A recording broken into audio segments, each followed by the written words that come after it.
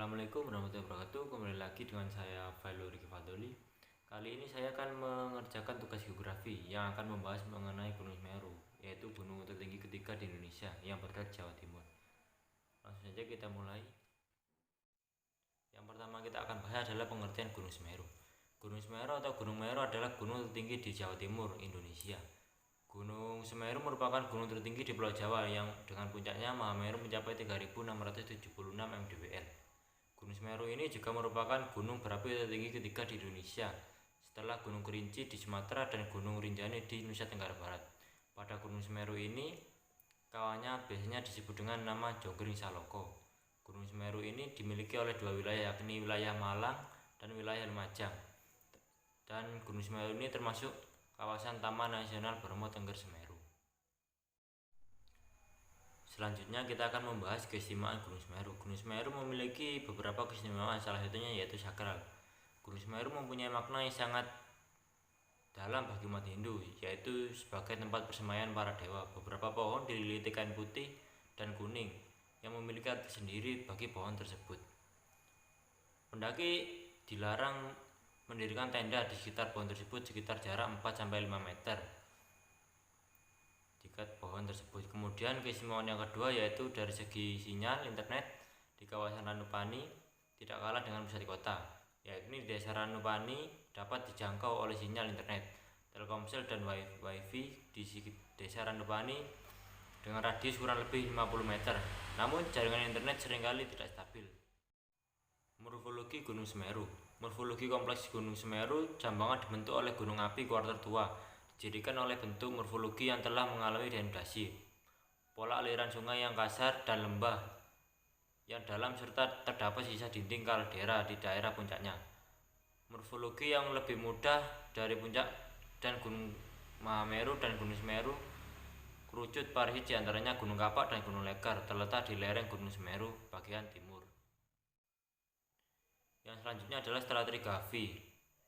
Batuan vulkanik yang terdapat di kompleks Gunung Semeru Jambangan merupakan hasil erupsi dari beberapa titik letusan yang terpisah.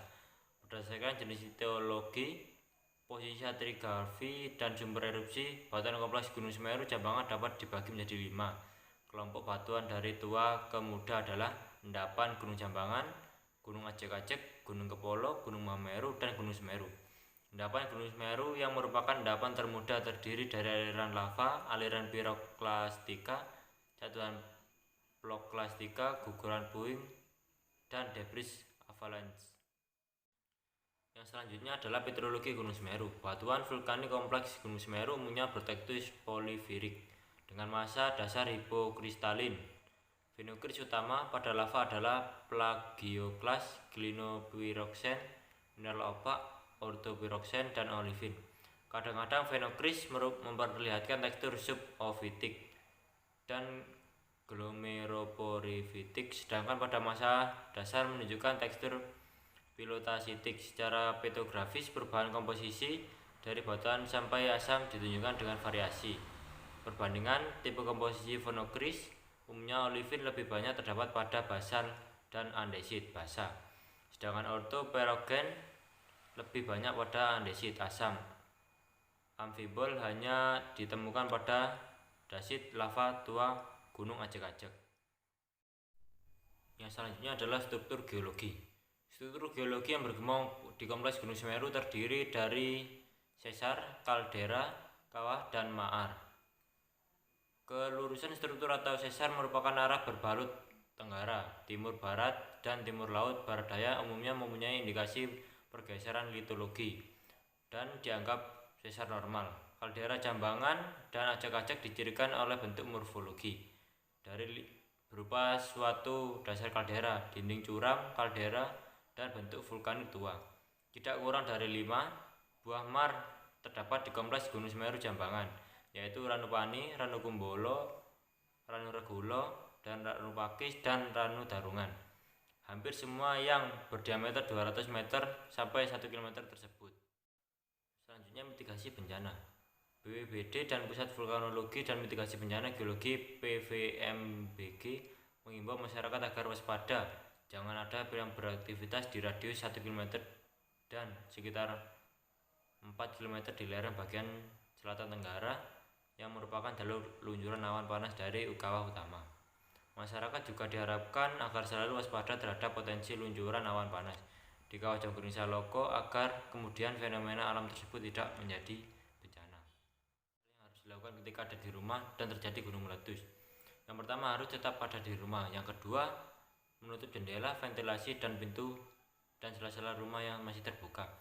Yang ketiga, harus mematikan AC. Yang keempat, bila ingin keluar, harus mengenakan baju lengan panjang atau bila perlu memakai masker dan kacamata.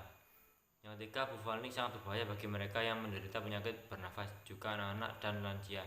Jadi keputusan terbaik adalah tetap berada di dalam rumah. Setelah letusan, cobalah untuk menghindari pengemudi pada daerah dengan hujan abu vulkanik tersebut yang masih hujan debu lebat.